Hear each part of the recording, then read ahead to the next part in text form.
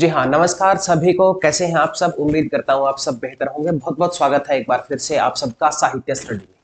आज की इस वीडियो में हम 2023 का जो एग्जाम हुआ था गेट का, उसको हम डिस्कस करेंगे। इससे पहले मैं 2021 और 22 दोनों पेपर ऑलरेडी डिस्कस कर चुका हूं। अगर आपने उन वीडियोस को नहीं देखा है तो प्लीज एक बार आप इस वीडियो को यहीं पे रोक दीजिए और पहले वाली 2021 और 22 की वीडियोस जो है वो देखिए। अब ये मैं आपको क्यों बोल रहा हूं, देखो आप देखना 2021 में जो क्वेश्चन आए हैं 2022 में वो रिपीट हुए हैं, या उन्हीं सेम कॉन्सेप्ट से क्वेश्चन आए हुए हैं जो 2022 में आए हैं, फिर वो 2023 से रिलेट कर रहे हैं। अब 2022 वाला जो मैंने कल हमने जो पेपर किया था उसमें से काफी सारे ऐसे चीजें हैं जो 2023 में भी आई हुई हैं। तो इसका मतलब क्या है, 23 वाली 24 में मिलेगी, 24 वाले कुछ कॉन्सेप्ट हैं आपको आने वाले 2025 के पेपर में भी मिल सकते हैं। ये फायदा होता है पिछले साल के क्वेश्चंस करने का।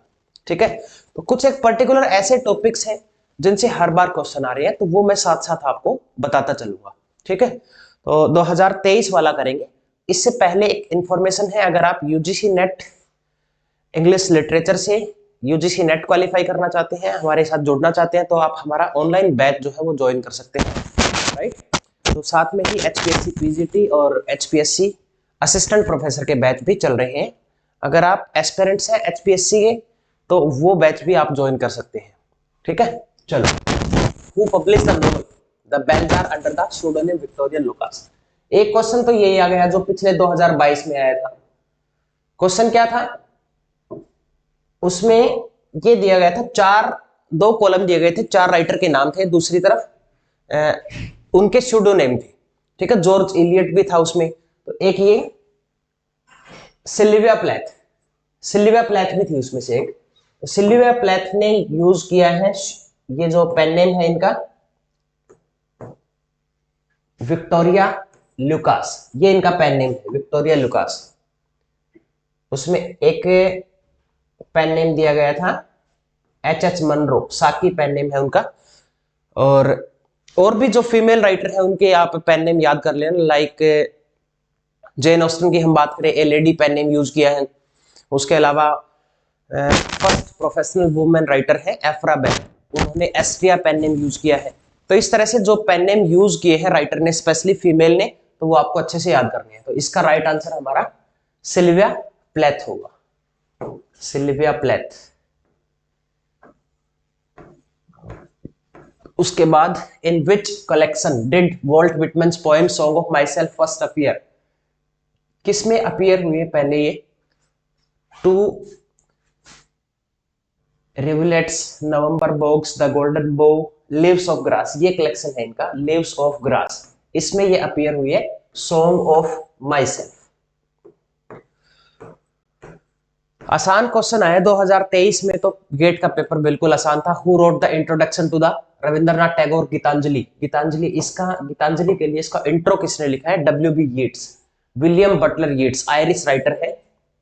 नेट के एग्जाम के लिए बहुत इंपॉर्टेंट है ये राइटर, इनकी पोएम से लाइंस आती है पेपर में। उसके बाद identify the title of the poem in which the following line appears.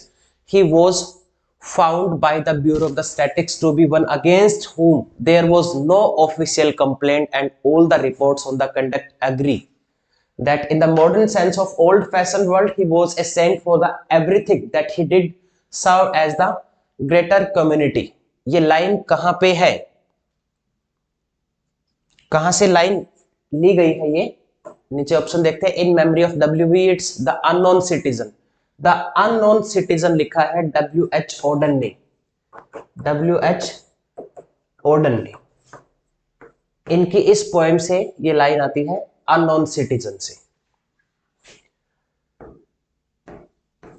आगे बढ़ो, उसके बाद है identify the point of view used in the following passage. You are not the kind of guy who would be at a place like this at this time of the morning, but here you are, and you cannot say that the terrain is entirely unfamiliar, thought the details are fuzzy। अब इसमें देखो क्या use किया है, पूछा क्या इसने, third person point of view है, लिमिटेड पॉइंट ऑफ व्यू है, second person point of view है, या first person point of view है। अब इसमें पहले तो सबसे पहले इस पे आते हैं यू, किसकी बात कर रहा है ये, बट हेयर यू, यू पूरे पूरे में क्या दिया गया है, यू मतलब क्या है, आई जो है वो फर्स्ट पर्सन होता है, आई अगर हम वी की बात करें तो वी भी फर्स्ट पर्सन होता है, यू सेकंड पर्सन, और अगर ही सी या किसी का नेम डाल के अगर ऐसे ही ये बात करता तो वो हम मानते हैं उसको थर्ड पर्सन, तो ये क्या है, second person point of view. Answer हो गया, ठीक है, option C. 32 which of the following is a novel by Charles Dickens, इसमें से कौन सी चार्ल्स डिकेंस की नोवेल है, ओल्ड क्यूरियोसिटी शॉप ये है चार्ल्स डिकेंस की, ठीक है, ओल्ड वाइफ्स टेल किसकी है, आर्नोल्ड बेनेट, आर्नोल्ड बेनेट, ये एक प्ले भी लिखा है किसने, यूनिवर्सिटी विट्स में से है, जॉर्ज जॉर्ज पीले है शायद, नहीं जॉर्ज पीले नहीं है, रॉबर्ट ग्रीन, उसके अलावा चलो एक बार चेक कर लेना ये प्ले किसका है एक जो 7 यूनिवर्सिटी बिट्स है ना उसमें से जॉर्ज पीले, शायद जॉर्ज पीले का ये वाला, लेकिन ये नोवेल किसकी है, आर्नोल्ड बेनेट की है। द ओल्ड बैचलर ये प्ले किसका है, विलियम कॉन्ग्रेव का है। 100 इयर्स ऑफ सॉलिट्यूड इसको लिखा है गैब्रियल गार्सिया मार्क्यूस, तो फर्स्ट वाला इसमें राइट आंसर होगा, 32 का फर्स्ट ऑप्शन सही है इसमें। उसके अलावा 33 which linguistic process can be seen in the formation of the following words, smoke, branch, motel, telecast, ये क्या है, दो दो वर्ड को मिला के बनाया गया है। बोरोविंग क्या होता है, किसी दूसरी लैंग्वेज से बोरो करना, ठीक है, अडेप्ट किया गया है तो उसको हम बोलते हैं बोरोविंग, तो ये तो नहीं है इसमें। कंपाउंडिंग क्या होता है, कंपाउंड करना, कंपाउंडिंग का मतलब होता है जैसे दो वर्ड्स हैं उनको मिला के बनाना, लेकिन पूरे वर्ड्स होते हैं उसमें, ठीक है, जैसे कि फुट और बाल, फुटबॉल ऐसे बन गया, उसको हम बोलते हैं कंपाउंड करना। इसके अलावा जैसे नोटबुक लिख दिया, नोट पूरा वर्ड है, बुक पूरा वर्ड है, दोनों को मिलाया, पूरे पूरे वर्ड को मिलाना होता है, उसको हम कंपाउंडिंग बोलते हैं। और ब्लेंडिंग होता है जिसमें हम दो वर्ड्स को, मतलब दो वर्ड्स है पूरे पूरे, उसके कुछ पार्ट्स को मिला के बनाते हैं, ठीक है, जैसे कि ये है SMOG, स्मोग प्लस फोग, इसके पार्ट लिए गए हैं, इसमें से आधा पार्ट इसमें से ले लिया, आधा इसमें से ले लिया, उसको हम ब्लेंडिंग बोलते हैं। तो ये एग्जांपल किसके हैं, ब्लेंडिंग के हैं। उसके बाद इसमें एक बैक फॉर्मेशन दिया गया है, इसमें अफिक्स को रिमूव किया जाता है, जैसे कि एग्जामिनेशन है, बैक फॉर्मेशन में एग्जामिनेशन है, एग्जामिन हो गया उसमें से, तो वो पिछले वाला हिस्सा जो है उसका हटा दिया जाता है। तो ये इसका सही आंसर क्या है, option C, blending.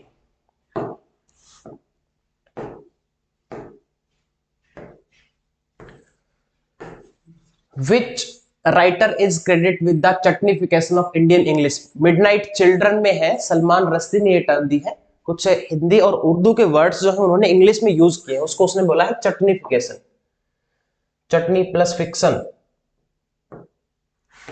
Salman Rushdie is right answer. Whom would you associate the term simulacra? देखो ये भी 2022 वाले पेपर में जो लास्ट टाइम हमने डिस्कस किया था, तब उसमें मैंने बताया था आपको, सिमुलैक्रा और सिमुलेशन जो टर्म है वो किसकी है, ये है जीन ब्रोडिलार्ड की। ऑप्शन बी इसमें सही आंसर होगा।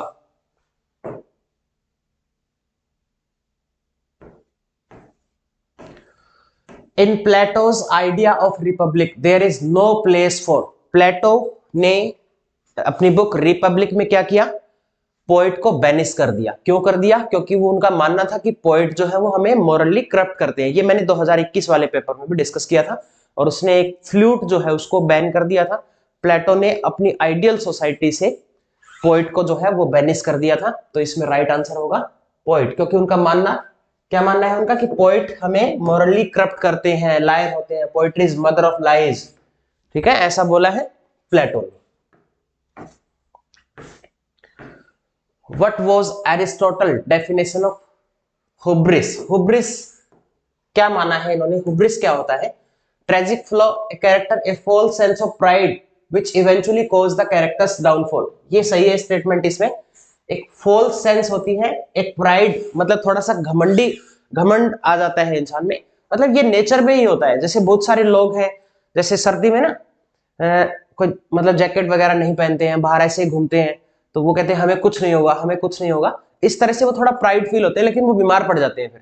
तो इसी तरीके से ये वाली टर्म है हुब्रिस। ये टर्म है जिसमें एक प्राइड फील करते हैं, एक फॉल्स सेंस होती है। हालांकि अगर मैं लिटरेचर से बात करूं तो हम मान सकते हैं फ्रांसिस बेकन की अगर हम बात करें, बेकन देखो क्या था, बहुत सारा ज्यादा एक्सपेरिमेंट करता था वो, तो साइंटिफिक एक्सपेरिमेंट करता था, लेकिन उसी वजह से उसकी डेथ हो जाती है। क्यों? एक बार क्या हुआ, वो सर्दी में बाहर बैठ के कोई केरोसिन जो ऑयल होता है, ठीक है, मिट्टी का तेल होता है, उसका दिया जला के कुछ ऐसे बाहर ठंड में बैठ के एक्सपेरिमेंट कर रहा था, जिसकी वजह से उसको निमोनिया हो गया।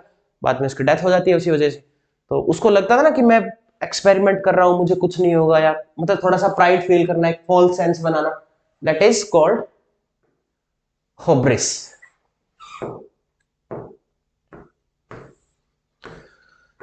Stephen Dedalus is recurring character in the works of James Joyce का कैरेक्टर है ये, जेम्स जॉयस का वर्क है। एक तो यूलिसिस है, Portrait of Artist as a young Man, दोनों में ये कैरेक्टर है स्टीफन डेडलस। तो जेम्स जॉयस का कैरेक्टर है ये। James Joyce is well known for stream of consciousness और interior monologue. Virginia Woolf and James Joyce दोनों फेमस हैं इसके लिए। Which of the following novel opens with the sentence it is truth universally acknowledged that a single man in possession of good fortune must be in want of wife। ये UGC net के exam में भी इतनी बार repeat हुआ है, 2021 में जो gate का एग्जाम हुआ था उसमें भी आ चुका है। ये इंपॉर्टेंट लाइन है जेन ऑस्टन की प्राइड एंड प्रेजुडिस। ये वाली जो नॉवल है इसमें से ये इसकी ओपनिंग लाइन है, ये pride and prejudice.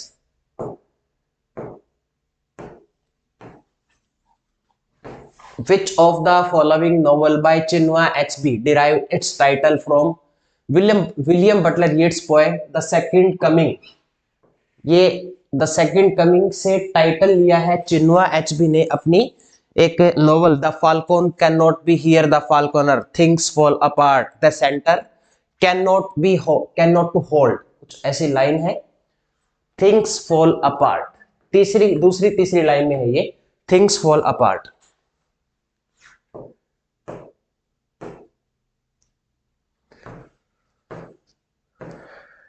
Identify the novel that deal with the trauma of partition. इसमें से कौन कौन सी जो है वो पार्टीशन पे बेस्ड नोवेल है। यह है Shauna Singh Baldwin What the Body Remember, ये भी पार्टीशन पे है, अमिताभ घोष की। द शैडो लाइन पार्टीशन पे है, क्राई द पीकॉक नहीं है, मार्केट द डेक्टर इन सेव नहीं है।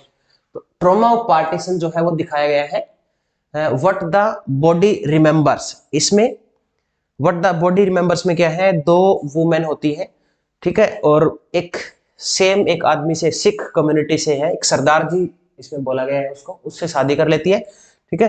जो रूप नाम की एक लड़की होती है, पहले काफी गरीब है, इनकी मदर की डेथ हो गई है रूप की, इसका जो फादर है वो काफी कर्जे में डूबा हुआ है। तो इसको लगता है कि मैं किसी अमीर आदमी से शादी कर लूंगी तो हो सकता है मेरे फादर का जो कर्जा है वो भी उतर जाए। तो वो शादी कर लेती है उस सरदार जी से, ठीक है। सरदार जी ऑलरेडी मैरिड है, सत्या नाम की एक, इसकी फर्स्ट वाइफ है सत्या। तो अब इसको लगता है कि चलो दोनों कैसे न कैसे करके मैनेज कर लेंगे, लेकिन दोनों का आपस में इनका रिलेशन जो है वो अच्छा नहीं होता है, चीजें और ज्यादा स्पॉइल होती चली जाती है। तो उसमें ये जो सरदार जी कैसे स्ट्रगल करता है दोनों के बीच में, पार्टीशन के ड्यूरिंग ही इसकी सेटिंग रखी गई है। तो ये हो गई एक तो, और उसके बाद शैडो लाइन है अमिताभ घोष की, ये दोनों पार्टीशन के ड्यूरिंग सेटिंग रखी गई है इसकी। तो दोनों सही है इसमें, ए और बी राइट आंसर होगा। Which of the following writer are associated with the theater of absurd? देखो absurd theater से लास्ट लेक्चर में ही मैंने डिस्कस किया था, absurd theater से जो राइटर एसोसिएट करते हैं उनके नाम आपको अच्छे से याद करने हैं। मेजर फिगर जो है मैंने बताए थे आपको, आर्थर एडामो, यूजीन लेनेस्को, जीन जेनेट, और उसके अलावा हैरोल्ड पिंटर।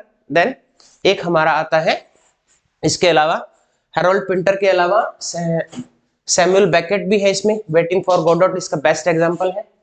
उसके बाद इसमें देखो हैरोल्ड पिंटर है और एडवर्ड एल्बी है, ये दोनों इंपॉर्टेंट है इसमें, और ये एसोसिएट करते हैं एब्सर्ड थिएटर से, राइट, एब्सर्ड थिएटर से। Next, identify the writer who are referred as metaphysical poet. इसमें से मेटाफिजिकल पोएट बताना है कौन सा है। मेटाफिजिकल पोएट एक पोएट का ग्रुप है, 17th सेंचुरी का ग्रुप है ब्रिटिश लिटरेचर में, जॉन डन, और इस ग्रुप को फाउंड किया था डॉक्टर सैमुअल जॉनसन ने, डॉक्टर सैमुअल जॉनसन ने। एंड जॉन डन है, उन्होंने बोला था कि ये वाले राइटर जो है वो मेटाफिजिकल पोएट है। मेटाफिजिकल पोएट एक तो ये हो गया हमारा जॉन डन, उसके बाद एंड्रयू मार्वल, ये दोनों है इसके अंदर, ठीक है। फिलिप लार्किन और ये टीएस एलियट जो है ये मेटाफिजिकल पोएट नहीं है, मेटाफिजिकल पोएट नहीं है।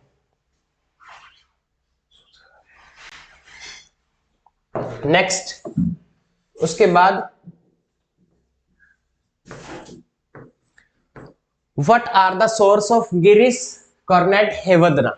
इसमें से बताना है गिरीश कॉर्नेड का हेवदना जो है वो इंस्पायर्ड है किससे, किससे इंस्पायर्ड है। अभी 2023 में एक इससे रिलेटेड एक क्वेश्चन आया था, वो मैंने डिस्कस किया था इसमें।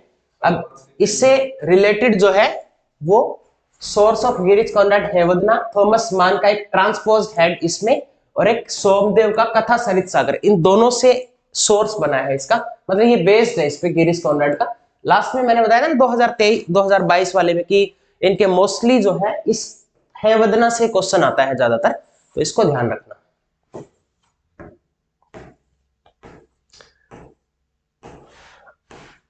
अब 2 मार्क्स के आगे है, which of the following term are used by Samuel Taylor Coleridge in his theory of imagination। अच्छा, इमेजिनेशन वाली थ्योरी में इसने कौन कौन सी टर्म कॉइन की है। प्राइमरी इमेजिनेशन है, ठीक है। सेकेंडरी इमेजिनेशन फैंसी, ये ठीक है। नेगेटिव कैपेबिलिटी किसका है, एस.टी. कॉलेज का नहीं है। नेगेटिव कैपेबिलिटी जॉन कीट्स का है। इगोस्टिकल सबलाइन जॉन कीट्स का है।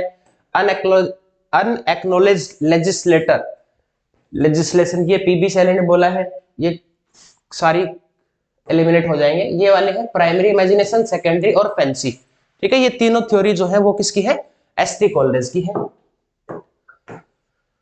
Which of the following is the forerunner of the autobiography। forerunner का मतलब होता है यहाँ पे अर्लीस्ट एग्जांपल है, सबसे पहले जिसने लिखना स्टार्ट किया था, अर्लीस्ट जो एग्जांपल माना जाता है ऑटोबायोग्राफी का, तो यह है सेंट अगस्टाइन कन्फेशन, ठीक है।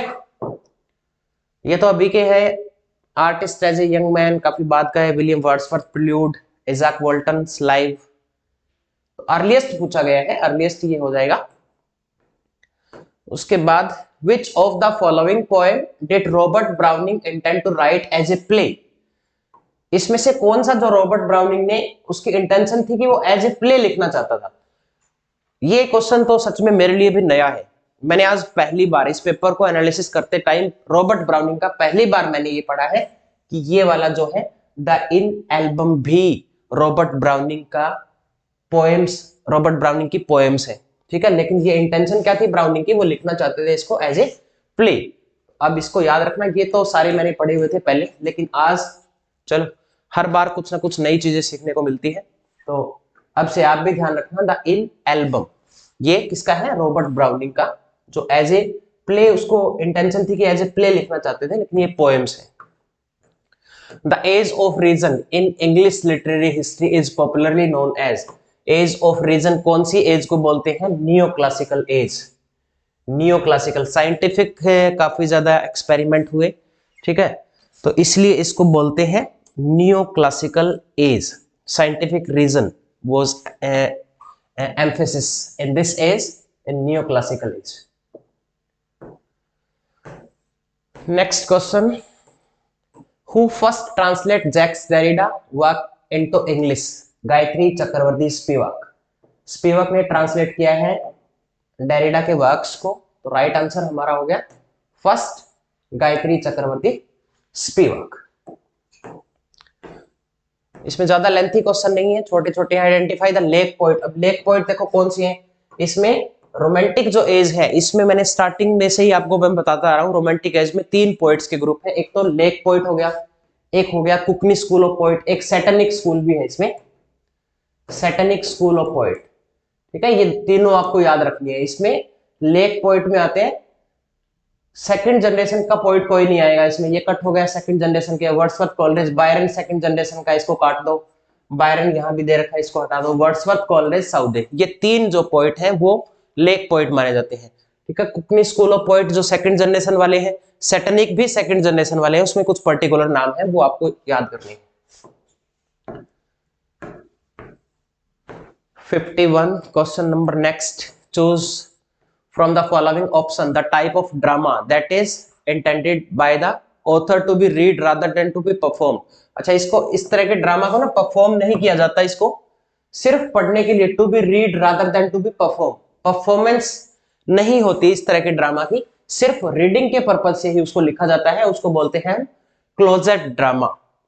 Closet drama.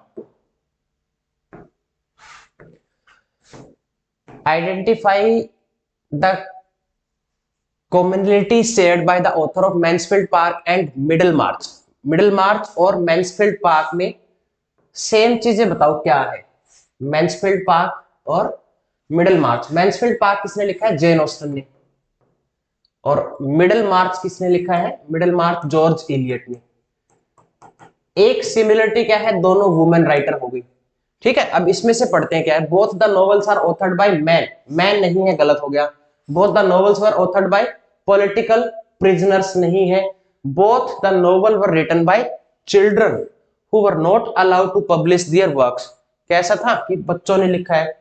Both the novel were written by women, ये सही है, दोनों वुमेन है, हु रोट अंडर स्यूडोनिम। ठीक है, स्यूडोनिम भी यूज किया है दोनों ने, ये सही है। अब जेन ऑस्टन ने स्यूडोनिम यूज किया है ए लेडी, और जॉर्ज एलियट ने, जॉर्ज एलियट तो स्यूडोनेम ही है। ठीक है, इनका रियल नेम जो है वो क्या है? Mary Ann Evans. George Eliot is a pseudonym. आगे चले, चलो जी। Who said poetry makes nothing happen? किसने बोला ऐसा? W.H. Auden ने बोली है line, in memory of W.B. Yeats। इन्होंने W.H. Auden ने क्या लिखा है? इन memory of W.B. Yeats। W.B. Yeats की डेथ पे एलिजी लिखी है W.H. Auden ने, उसमें ये लाइन यूज की है, poetry makes nothing happen. Next, which literary device does the following line employ? A timorous foe and suspicious friend. Timorous foe, suspicious friend, इसमें एंटीथेसिस का यूज किया गया है, ये है एंटीथेसिस। ऑप्शन फर्स्ट इसमें सही है।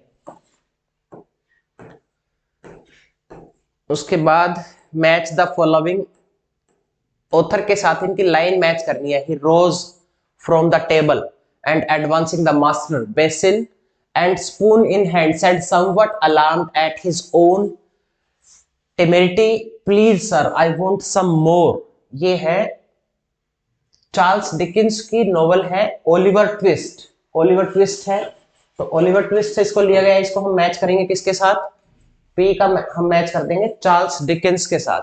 स्टडी सर्व फॉर डिलाइट और ornament and the ability, Q वाला जो ये वाली स्टेटमेंट है इसको हम मैच करेंगे फ्रांसिस बेकन। इसमें किसकी बात की गई है? स्टडीज, ऑफ स्टडी वाला ऐसे है इनका, of studies. Trust thyself every heart vibrate to that iron sting, ये है R.W. एमर्सन। R.W. एमर्सन ने सेल्फ रिलायंस लिखा है इन्होंने, ये इसके साथ मैच करेंगे।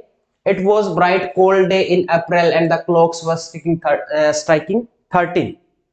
तो ये वाला जो है जॉर्ज ऑरवेल का है 1984, इसकी ओपनिंग लाइन है ये। तो इस तरह से इसको मैच कर देना है। ठीक है, आगे देख लेना एक बार, ये ऑप्शन इनके दिए गए हैं। In 1667 edition of Paradise Lost had 10 books. How many books were added to 1674 edition? 1674 का जो ये एडिशन है, 1667 में कितनी बुक्स आई थी? 10 बुक्स है इसके अंदर, 10 बुक्स। एंड देन इसमें 2 बुक्स जो है वो और ऐड कर दी गई थी 1674 के एडिशन में। 1674 और इसमें टोटल जो है वो 12 बुक्स है। टोटल कितनी बुक्स है? 12 बुक्स है। Just second.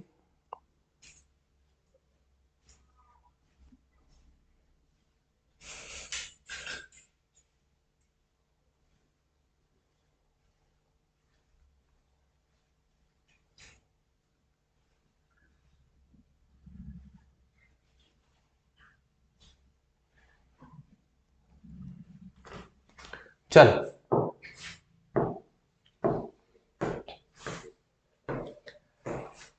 इसके बाद नेक्स्ट आ गया, read the following poem and identify the appropriate option and search for certain thin steamed bubbled eyed water bugs, see the pus on the dry capillary legs witless ripple skin of a steam। इसमें क्या है? Use free verse use किया गया है, employees imagery है, iambic pentameter है। देखो इसमें क्या होता है, आइम्बिक पेंटामीटर क्या होता है? जिसमें क्या यूज किया गया हो? राइमिंग यूज की गई है, राइम स्कीम होती है आइम्बिक पेंटामीटर में। तो उसके अंदर क्या राइम स्कीम यूज की गई है? इसके अंदर कहीं भी राइम तो नहीं है, ठीक है, प्रॉपर राइम नहीं है, तो ये फ्री वर्स में है। फ्री वर्स सही है, इमेजरी यूज की गई है, आइम्बिक पेंटामीटर गलत हो गया। Non human with the human, इसमें बग्स हो गए, ऐसी ऐसी चीजें, मतलब ह्यूमन और non human, living non living दोनों चीजों का यूज किया गया है। तो इसमें ए बी डी इसमें सही आंसर होगा, ए बी और डी, तीन सही है इसमें। उसके बाद है which of the following employ interior monologue. Interior monologue किसने यूज किया है और कहां पे है? Alfred Lord Tennyson, in memorial, final chapter of James Joyce, ये तो सही है। इलियट के अल्फ्रेड प्रूफ्रॉक में नहीं है, बाय लास्ट डचेस नहीं है, ये तीनों गलत है। इसमें सही है, इंटीरियर मोनोलॉग होता है जो इनर थॉट होती है, कैरेक्टर की इनर थॉट, ठीक है, वो चलना दिमाग में। इसको इसमें स्ट्रीम ऑफ कॉन्शियसनेस भी सिमिलर चीज है, उसको इसके साथ हम एसोसिएट कर सकते हैं इंटीरियर मोनोलॉग के साथ। Which of the following works may be described as novel in verse? Novel in verse, which of the following works? No, अच्छा, इसमें बोला गया नोवेल कौन सी है जो नोवेल है लेकिन वर्स में लिखी गई है? अरोरा ले एलिजाबेथ बैरेट ब्राउनिंग का है। Golden gate bye Vikram Seth, इसमें वंजिन स्टैंजा यूज किया है। वंजिन स्टैंजा एक रशियन ऑथर है, यूजिन वंजिन, उन्होंने इस स्टैंजा को ओरिजिनेट किया है, ठीक है, और यूज किया है गोल्डन गेट में विक्रम सेठ ने। विक्रम सेठ ने एक नॉवल लिखी है the suitable boy, which is considered the longest novel in Indian English literature. Indian literature में लॉन्गेस्ट नॉवल कंसिडर किया जाता है इसको। Which of the following critic belong to the deconstruction school, इसमें से कौन से डीकंस्ट्रक्शन में आते हैं? ये है Jacques Derrida, Paul de Man, JH Miller. ये केट शॉपर नहीं है, ये कोई कंपोजर, म्यूजिक कंपोजर है। ये एबीसी सही ऑप्शन है इसमें। आगे Cleanth Brooks definition of paradox in poetry foreground the following quality. Paradox में कौन सी क्वालिटीज जो है वो होती है? इसमें आयरनी होती है, ठीक है, वंडर एंड आयरनी, कॉन्ट्राडिक्शन भी होता है इसमें, पीटी एंड प्योरिटी भी है, omniscience and death of the author नहीं, ऐसा नहीं है। ए बी और सी, इसका सही आंसर है ए बी और A B. PT and purity तो नहीं होता इसके अंदर, ए और बी आएगा इसमें, ये फर्स्ट और सेकंड ये आएंगे दोनों। पीटी जैसा कुछ नहीं होता पैराडॉक्स में। चलो आगे है two example of magic realist fiction include. ये बहुत बार क्वेश्चन आता है मैजिक रियलिज्म से, ठीक है, बार बार मैं आपको ये बात बोलता हूं। मैजिक रियलिज्म टर्म किसने दी है? लास्ट टाइम भी मैंने बताया था 2021 वाले में फ्रेंच रो ने टर्म कौन की है? गैब्रियल गार्सिया मार्क्यूज को फादर कंसीडर किया जाता है इसका। और इसमें फेमस जो राइटर हैं सलमान रश्दी हो गया, मिडनाइट चिल्ड्रन है, टिंड्रम, ठीक है, ये भी इंग्लिश टीचर नहीं है, टॉम जॉन नहीं है। ए और बी इसमें सही है। टिंड्रम किसने लिखा है? टिंड्रम वाज रिटन बाय, किसने लिखा है? फटाफट से कमेंट में आंसर करोगे तुम लोग इसका। आगे चलते हैं तब तक। Ferdinand de Saussure differentiate langue language in term of, इनकी दो टर्म है लैंग एंड पैरोल। कहाँ है? लैंग दिया गया है, पैरोल दिया गया है।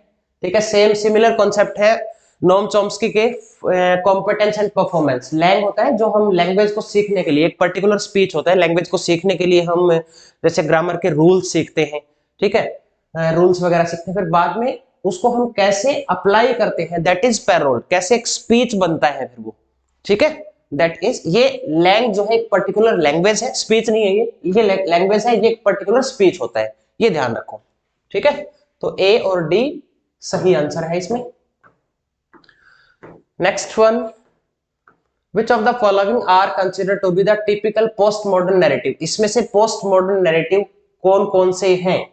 Post Italo Calvino, if on winter's night in a traveler, ये है जॉन बार्थ का lost in the fun house, Thomas Pynchon V, Iris Murdoch the bell, ये नहीं है, ए बी एंड सी ये है इसके सही आंसर। आगे चलो, लास्ट क्वेश्चन आ गया इस पेपर का ये, what does a green reading of a text एम। ग्रीन रीडिंग का मतलब क्या होता है? Analysing the implication of text for the environmental concern के लिए ग्रीन रीडिंग। ग्रीन का मतलब आप एनवायरमेंट से इसको जोड़ सकते हैं, ये सही है। Deconstructing human exceptionalism, deconstructing human exceptionalism, ठीक है ये भी। Studying connection between human society and the non human world, ये एनवायरमेंट से आ गया, ये भी ठीक है। मार्जिनलाइजिंग डिफरेंस एंड एबल्ड पीपल, नहीं ये गलत है। ए बी और सी, इसका भी यही आंसर होगा, A B C is right answer. बस इतना सा है पेपर, कुछ खास ज्यादा मुश्किल पेपर नहीं आता है गेट का एग्जाम। बस आप इतना ध्यान करना, जो जो क्वेश्चन आपको आते हैं सिर्फ उन्हीं क्वेश्चंस को आपको अटेम्प्ट करना है, क्योंकि नेगेटिव मार्किंग है। पहले ऊपर आपको ध्यान से पढ़ लेना है कि कौन कौन से क्वेश्चन में नेगेटिव मार्किंग है, ठीक है, और कौन से में नेगेटिव मार्किंग नहीं है। चलिए, कंप्लीट हो गया है। This is all about today. Next 2024 वाले पेपर के साथ अगले वीडियो में मैं आपके लिए सॉल्यूशन पूरा लेके आऊंगा। तो मिलते हैं नेक्स्ट वीडियो में, तब तक के लिए अपना ख्याल रखें। Be safe, stay connected, best of luck, God bless you.